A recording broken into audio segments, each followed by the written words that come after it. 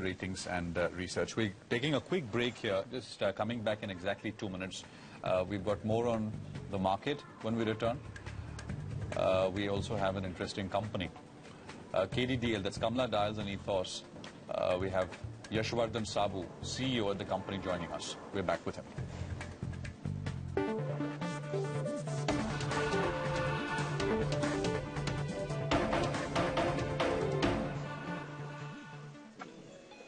Primetime television just turned into big-time entertainment. I'm happier when not too many people recognize me. When you go to the bigger shows and if you come out successful, you're just like, Life is stranger than fiction. You bet. Watch the edgiest documentaries on Wow Wednesdays. Whatever you're seeing is your explanation. When will you understand कि 2 minute वाली multiplex नहीं काम करती? यहाँ सब कुछ double मिलेगा. Every weekday at 9 on Prime, entertainment gets redefined. On NDTV, in association with Micromax.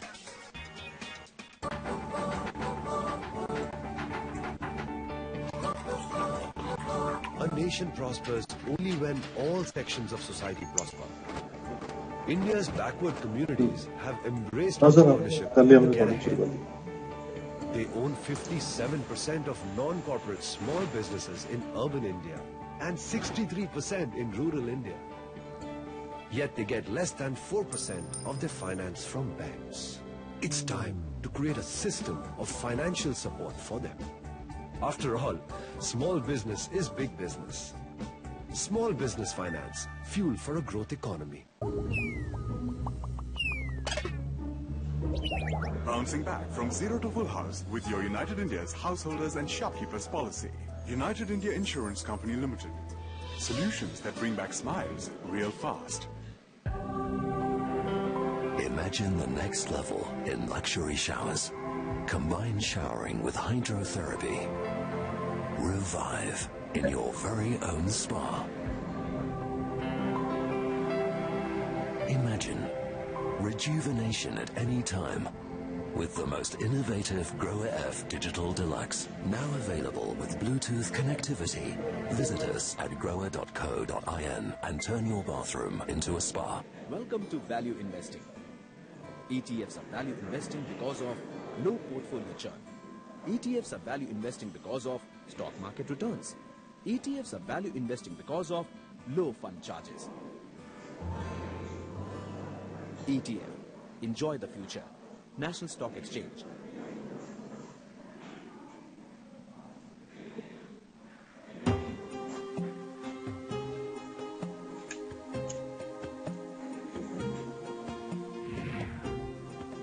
$63 million Indians suffer from diabetes.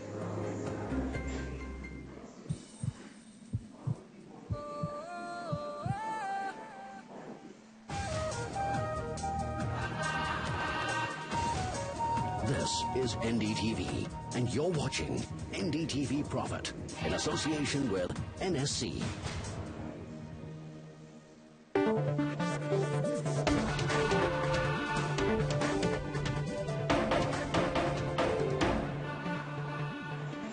KDDL, earlier known as Kamla Dials, that stock has been raging. In the last 1 month, it's gone up almost 60%. Today, it's corrected a little bit, but in the last 1 week, if you exclude this correction, the 1 week return itself has been about 3.5%. 1 month, 60%. Year to date, 260% return. Yashwardhan Sabu joins us. Thank you so much for joining us on the show, Mr. Sabu. We've been speaking to you regularly, and our focus has always been, like rest of the market, I guess, on how your online business is doing. And I understand that you have a different model, right? Click and brick.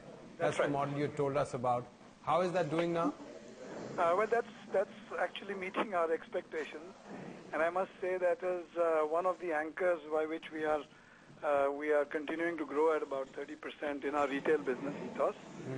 Well, the click and brick model is perhaps new in India, but it has been proven elsewhere, and I believe it's the model for luxury retail.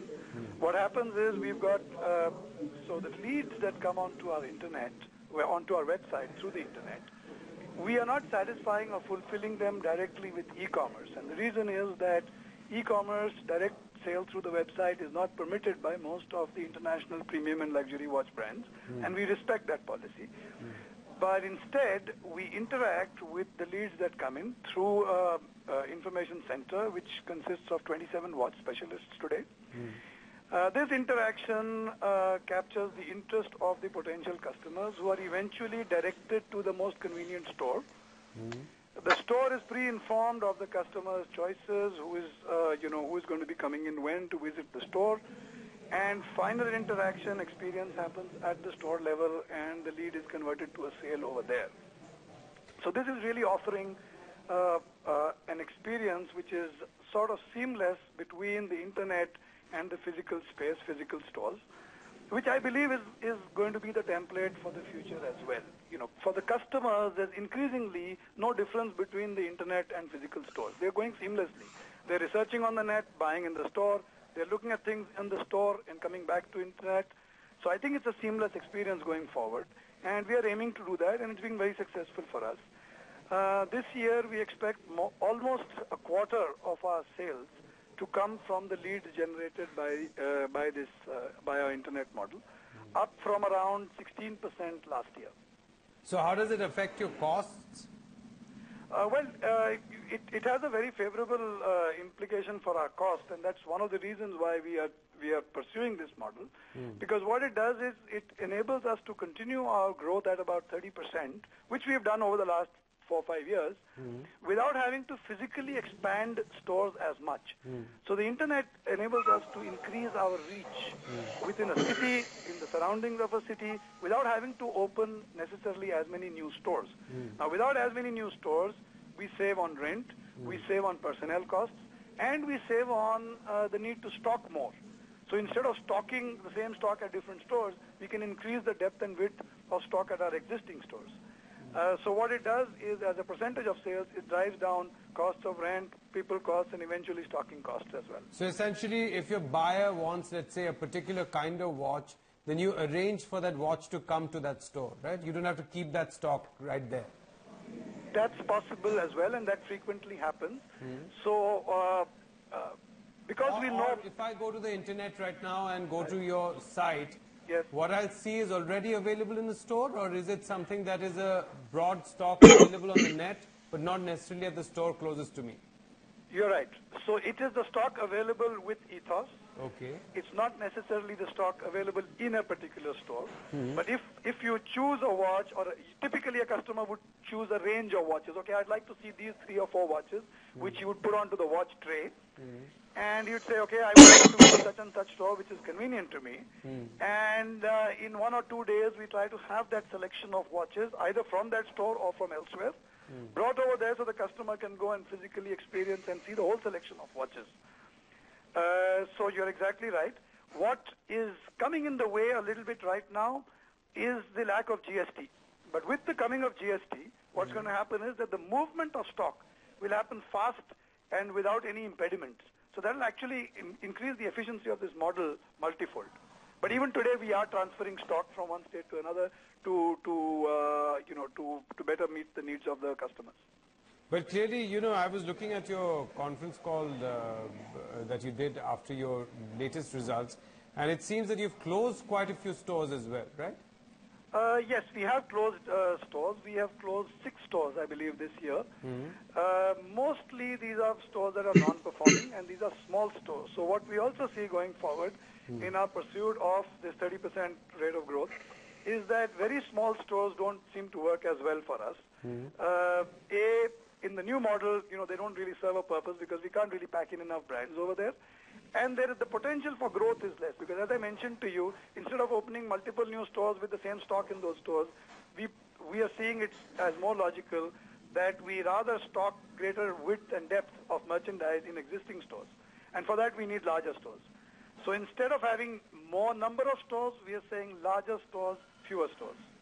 And is there any geographical distribution as to where most of the interest, online interest, and then the click and brick model seems to be working? No, we are actually very happy that it is very independent of geographies. Okay. Across the board, people, and it's even, younger and older people, everybody is researching serious purchases on the net. What is the average price of a watch that you're selling on the net now? So again, I want to correct you. Sorry. Or lead, Yeah, a lead we are that is coming in generating, from the the net. average sale price for the leads is about 97,000 rupees. And I must add that the average price of a watch sold by us across is about 50,000 rupees. So what we are selling through the leads are actually higher priced watches. And has the average size of sale actually gone up? No, the average price of a watch has pretty much remained steady on these leads. I think it's been between this 95,000 to 105,000. No, I'm looking at the average. If you're saying that, you know, the contribution from these online leads has gone up from about 15-16% to 20 or to a quarter right now, yes, and that is on the higher ticket size, has the overall average moved up? You were saying that 50,000 is the overall average. Has that moved up in the past few quarters? No, the average price of our overall sales has also remained around 50,000. That hasn't moved up either. Okay, so about 2 interviews ago, when we had asked you, you were sounding relatively bullish about a recovery in the luxury space because of sentiment. Has that already happened, or is the recovery largely being driven by your own cost initiatives? For us, we have done well this year. I don't see on the ground a huge recovery yet. Obviously, there's a huge improvement in sentiment. I don't think it is translating into luxury sales in general. For us, however, we are actually, we were a little afraid as to whether we'd be able to maintain the 30% rate of growth. But even in October and November, while overall there doesn't seem to have been such a great increase, but we've been able to maintain our 30% figure. No doubt helped a lot by our internet models. But we are very hopeful that seeing the sentiment, seeing the way leads are going, seeing the way the interest is coming in for premium and luxury watches, we believe there is going to be an upswing in the next couple of months. Okay, a lot of this online business, I understand yours is not online sales, obviously, it's an online lead business, is heavily dependent on marketing. You look at any of the bigger online players, they're almost advertising in your face every day. Yes. What about you? So we have, as I mentioned to you, our costs on rent, people costs and stocking costs are headed downward, whereas our expenditure on marketing as a percentage of sales is headed upwards. So we are deliberately increasing that, and it's actually yielding very good returns. We are working with, obviously, with search engines. We're working with social media, and there are a lot of innovative instruments that are now available to be able to direct your marketing in a very focused manner. And then, very, very important also is to improve conversions. So you can burn a lot of money in marketing. But I think the secret also lies in how well can you convert the leads you can get. And there again, the efficacy of our information center, where we have 27 watch specialists, which will be going up now, how well they interact with customers who come in.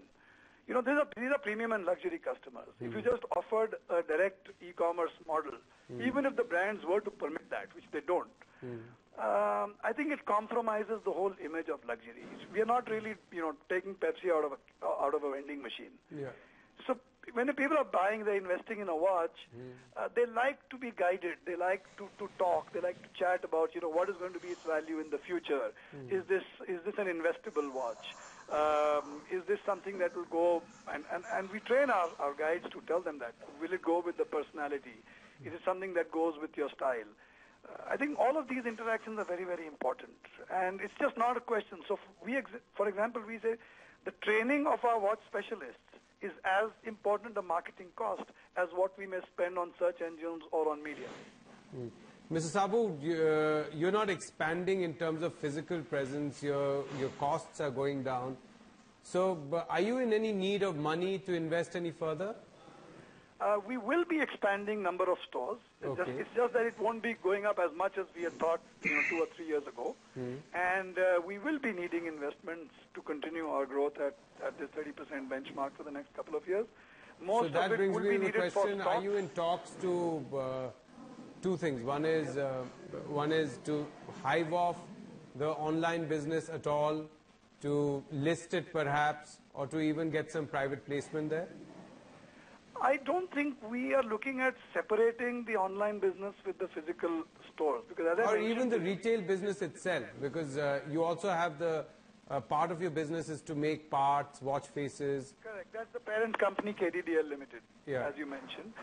Well, I think hiving off and separately listing the retail business ethos, it has been under discussion, and obviously that's one way to unlock value. I think the real point is of timing. At what point will ethos have gathered enough momentum and enough weight to be able to stand with a listing of its own? This is under active discussion. I don't think something is imminent, but it is one of the viable options that we will be expanding. Or even some placement or anything where you sell without listing it separately? No, I don't think there is any thought process on that direction. I mean, the valuations for anything with the word online on it are absolutely through the roof at the moment. Yeah, well, I don't want to comment on that because I'm sitting in Chandigarh and I'm really not very knowledgeable on the way valuations and markets work. On the parent business, how is the standalone KDDL, the parts and the supplying of dials and stuff that you do? The watch manufacturing has grown pretty steadily this year. I mean, H1 this year has grown by about 20% over last year. We expect to be able to continue this growth over the next couple of quarters and years. Of course, this whole issue about this whole thing about make in India, this is very, very exciting. And I think there's a huge potential. We make overall, we assemble less than 25 million watches in India, and China does 900 million. And there are brands everywhere in the world are looking for alternatives to China. And India is one of the few countries which not only has a large market, but also has a certain know-how of watch manufacturing, be it from HMT or Titan. There's a certain tradition of watch and watch component manufacturing. So I think there's a huge opportunity here, and we are certainly hoping that the Make in India momentum will enable us to not only continue this 20%, but perhaps to grow it up. Right, Mr. Sabu. Thanks so much for joining us. Pleasure talking to you, and we hope to hear more from you soon. We're taking a very short break right now, and after that, Devin Choksi will be joining us on the other side.